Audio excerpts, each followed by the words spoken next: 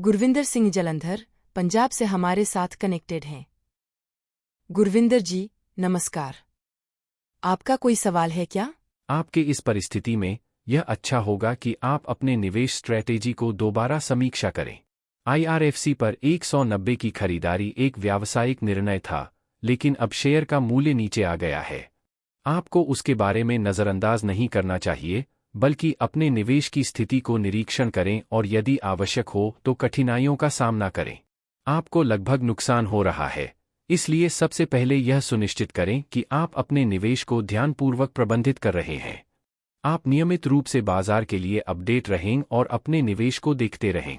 IRC के बारे में आपकी सलाह उत्तम है, इसलिए आपको इसकी गतिविधियों का सावधानीपूर्वक पर्यावलोकन करना चाहिए। रेलवे स्टॉक्स की रैली और IRC की चर्चा इसे एक प्रभावशाली निवेश के रूप में बना सकती है, लेकिन समय के साथ निवेश को नियंत्रित रखें। बाजार में ठीक समय पर निवेश करना महत्वपूर्ण है, इसलिए यह आपके लिए फायदेमंद साबित हो सकता है। बिल्कुल इसी तरह के है, मुझे लगता है कि मोमेंटम ध्यान रखते हुए वैल्यूएशन कुछ ऊपर जा रहा है और स्तर भी इस तरह का है कि स्टॉक का हर समय हाई लग रहा है। ठीक है, कुछ ध्यान रखिए। मुझे लगता है कि आप किसी निश्चित कीमत को फिक्स कर सकते हैं। एक बटुआ में एक मूल्य लगाकर आप चल सकते हैं। आजकल यह तरह की कीमत को ध्यान में रखकर चलिए, लेकिन जैसा कि स्टॉक है और जैसा कि मोमेंटम है अभी, उनके परिणाम वैल्यूएशन के हिसाब से बेहद महंगा लग रहा है। लेकिन नए साल के साथ वैल रोल ओवर होने जा रहे हैं, तो उसके इंतजार का समय होगा किस प्रकार के परिणाम आते हैं। नज़र रखें कि कैसे के परिणाम आते हैं, कैसे का मोमेंटम होता है। इस मोमेंटम को ठीक से आनंद लें और थोड़ी फंडामेंटल्स के बारे में आगे बढ़े। यहाँ कितना मोमेंटम होता है, मुश्किल हो जाएगा। मोमेंटम कहाँ ले जाएगा, लेकिन इस तरह के मोमेंटम स्टॉक्स में आप एक ही तरह के काम कर सकते हैं।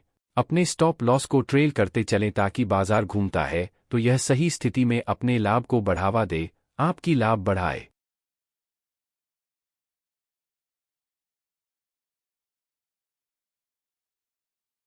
साथ साथ पिछले ट्रेडिंग सप्ताह में हमने देखा था कि इंटरिम बजट पेश किया गया था फ्रांस मिनिस्टर द्वारा, और उस बजट में कहीं न कहीं रेलवे के ऊपर जो एक्सपेक्टेशन था उसके अनुसार देखने को नहीं मिला। जैसा कि पहले ही मैंने आपको एक दो बार सूचित किया था कि बेसिकली पिछले साल हमने देखा था कि रेलवे सेक्टर को जितना आवंटन पिछले साल था, वह इस बार दोस्तों जितना आवंटन है वह 5% बढ़कर 2.55 लाख करोड़ में पहुंच गया है। बाजार का जो उम्मीद था वह थोड़ा ज्यादा ही था, लेकिन जो उम्मीद था कि लगभग 10 से 20% तक इंक्रीज होने का था, वह हालांकि 5% पर हुआ। इसका अर्थ है कि उम्मीद से कम हो गया। इसका परिणाम बाजार में भी देखा गया है और आज भी हमें यह देखने को मिला है। इसके साथ साथ कुछ और महत्वपूर्ण अपडेट्स हैं, जैसे कि रेलटेल के बारे में एक अच्छी खबर है कि रेलटेल को एक अच्छा कॉन्ट्रैक्ट मिला है। RailTel bank contract from western railway.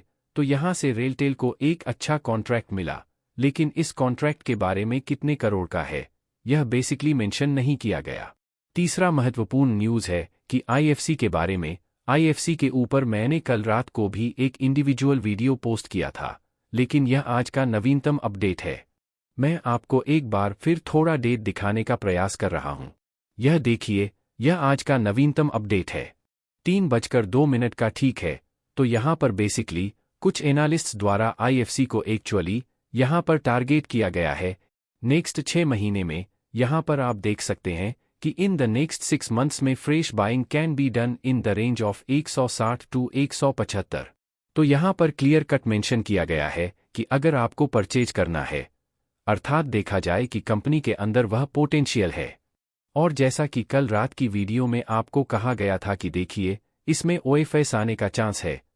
अब जैसे कि आपको पता है कि एक एक करके हर दिन रिजल्ट्स आ रहे हैं, किसी न किसी कंपनी या बैंक की, तो बहुत जल्द ही IRFC या IRNL का भी रिजल्ट्स आउट होगा, रकन का भी रिजल्ट्स आउट होगा। तो यहाँ पर मैं आपको थोड़ा रखने का प्रयास कर रहा हूँ। अच्छा, यह हो गया आपका IAC और RBNL का। यहाँ पर जो रिजल्ट्स आउट होगा, यहाँ पर थोड़ा इश्यू चल रहा है। आप सभी से अनुरोध है कि चैनल को सब्सक्राइब करके रखें। इन सभी कंपनियों का जैसे ही रिजल्ट्स आ जाएगा, तुरंत मैं आपको वीडियो के साथ शेयर कर दूंगा। लेकिन उसके बावजूद भी काफ़ी अच्छा डिलीवरी हमें आज देखने को मिला।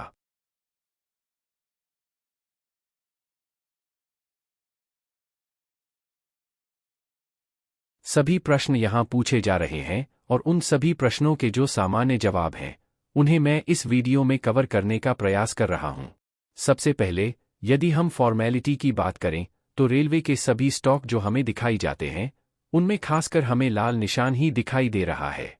कुछ स्टॉक ऐसे हैं जो रेलवे से सीधे या अप्रत्यक्ष रूप से जुड़े हुए हैं और उनमें थोड़ा बहुत हरा निशान दिखाई दे रहा है। बाकी बहुमत शेयरों में हमें लाल निशान में ही काम करते हुए दिखाई दे रहे हैं। तो यदि हम शुरू करें तो भाई रेलवे स्टॉक से संबंधित पहले तो इतनी शानदार गति हमें यहां देखने को मिली थी। इसके पीछे कुछ कारण थे, बाजार में कुछ तो कारण चाहिए और वो कारण था, आप सभी को पता है कि बजट के साथ क्या होगा। बजट में 25% तक बजट बढ़ेगा, 3 लाख करोड़ के पार रेलवे बजट चला जाएगा।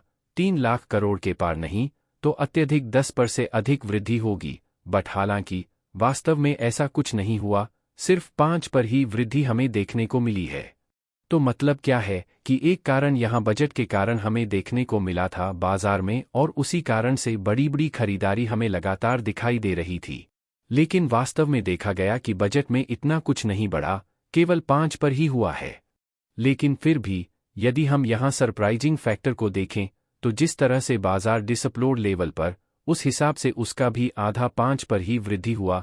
रेलवे बजट के बारे में तो उस हिसाब से यदि देखा गया तो जो प्रतिक्रिया नेगेटिवली होनी चाहिए थी, उत्तेजक रूप से ऐसा देखने को नहीं मिला। तो यह एक अच्छी बात है कि हमें यहाँ देखने को मिली है और जैसा कि मैं बार बार कहता हूँ, ये प्रतिक्रियाएं बड़े खिलाड़ियों के द्वारा हमें यहाँ देखने को मिलती हैं। छोटे खिलाड़ी जैसे बाइक खरीदने बेचने से बाजार पर कोई असर नहीं पड़ता। बड़े खिलाड़ी के पास बड़ा पैसा होता है। बड़ा प्लेयर मतलब क्या, इंस्टीट्यूशनल निवेशक होते हैं। हमें लोग बात करें तो इंस्टीट्यूशनल निवेशकों के पास भी आखिरकार जनता का ही पैसा होता है। तो अगर वह एक साथ खरीदेगा 100 करोड़ का, 50 करोड़ का, तो शेयरों में हमें देखने को मिलता है कि एक साथ अगर वह बेचेगा तो शेयरों का मूल्य गिर जाएगा। तो इस प्रकार का नज़ारा हमें उपयोगी रूप से देखने को मिलता है। तो यह एक प्रमुख पहलू है जो हमें देखने को मिल रहा था बजट के बाद, और इसी बजट की उम्मीद के चलते वर्तमान में रेलवे सेक्टर पर काफ़ी जोर दिया गया था और इसका फायदा बजट में देखा गया है। इसलिए रेलवे शेयर होल्डर्स को काफ़ी फायदा हुआ है। अगला महत्वपूर्ण घटना इलेक्शन है और इससे रेलवे स्टॉक्स में हलचल हो सकती है।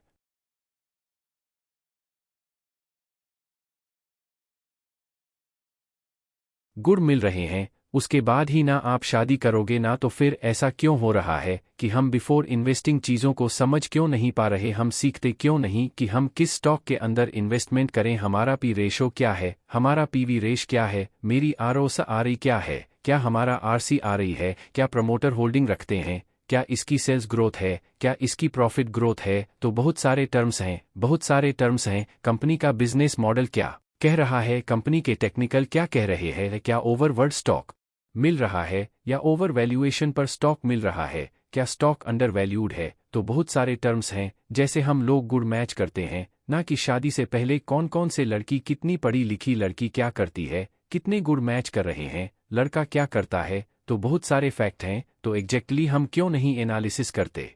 मैं हमेशा ये क्वेश्चन मेरा रहता है और मेरे जितने भी वसे मैं सबसे यही पूछ सकता हूँ कि आप क्यों नहीं करते हैं?